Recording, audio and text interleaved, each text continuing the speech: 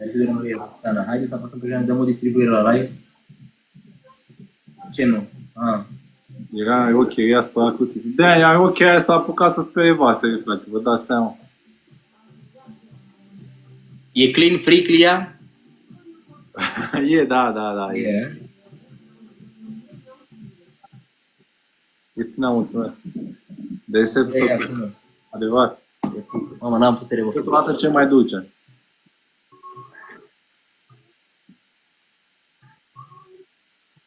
Ce frumos a fost Agara, mulțumim. E cel mai important de secol, adevărat. Și are și foarte puține calorii. N-am cum să întreb dacă nu. Auzi ce întrebare? Băi frate, nu mai băgați ceartă în casă, mă rog eu. Cum să-l întreb așa ceva pe fratele meu? Ce ți-a lăsat ea pregătit? Auzi ce zice cineva, băi, ce om ești când ești live cu Doroban să-i dai calde. Pe ce am zis acum? Sau ce am zis de el? Sami. Nu înțeleg. Părere Rava, Doamne ferește. Rămâi și în formă, da. Auzeam, eu probabil de muzică. Nu-mi place genul ăla de muzică mie. N-am o părere bună despre muzică. Că se aude un bujit. Păi da, se aude de la tine. Vrei să n-ai aplicații deschise, fratele meu. Închide toate aplicațiile pe lângă TikTok. Aplicație deschisă. Vezi că de la tine se aude. Că te-ai pus pe pagină acum. Uite, nu se mai aude așa tare. Te-ai pus pe pauză și nu te mai auzeai. De la mine era sfârșitul ăla? Da. Bă, nu știu. Gata. Vezi? De la tine era. Pe iar se aude. Nu se merge. Maruța, mersi, Maruța. Da, depinde. Dar echitabil. Mai nu știu eu ce e între Filip și Dorobanțu, habar nu am. Bă, că... Mai bine nu vă zice el, haideți să-l batem, să-l întrebăm care e treaba. Și atunci omul ne spune, acum eu n-am ce să-l întreb pe el, decât salut frate, ce faci, nu știu ce și atât. Ce faci, ești bine, hai ne vedem noi.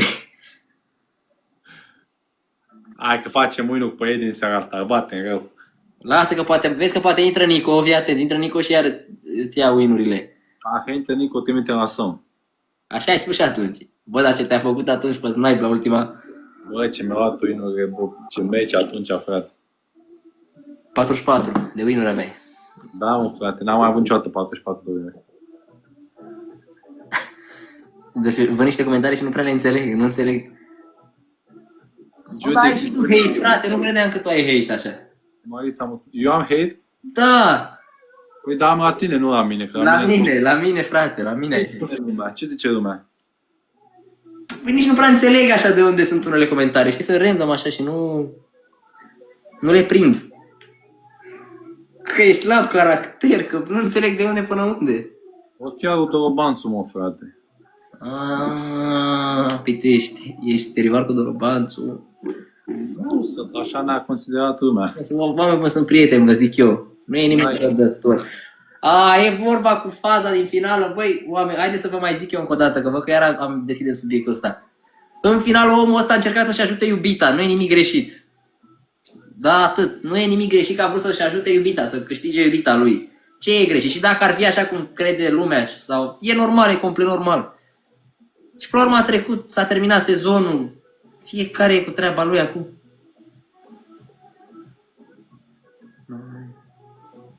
Ce economică, nu înțeleg. Ioane, te pup, te-am văzut. Mulți proști pe aici. Cu tine în frunte.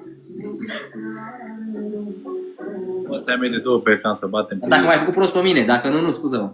Băi, dar întrebarea pentru Edi, haideți să... Ce e Dorobanțul? De ce toată lumea să merg la Dorobanțul? Acum sunt cu fratele meu Filip acum. Să iei?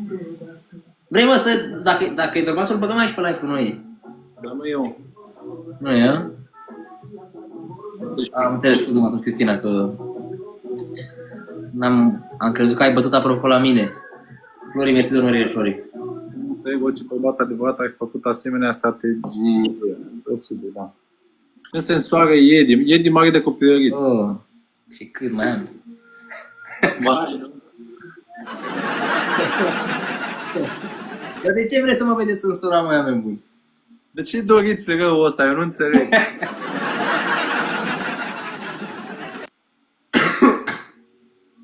Nu vă place de mine așa burlac? Ați văzut pe Caterin că râdem. Distracție, Diana, mersi, ne mai trebuie 2 cadouri mici. Haideți, poate vine cineva la ori 3 să-i dăm și noi. Edi pleci în Egipt. Nu știu dacă plec în Egipt. De ce? 2 de astea mici ne mai trebuie. Hai, zic că o să-mi dogăsească și Edi odată și o dată și o să vedeți în seara.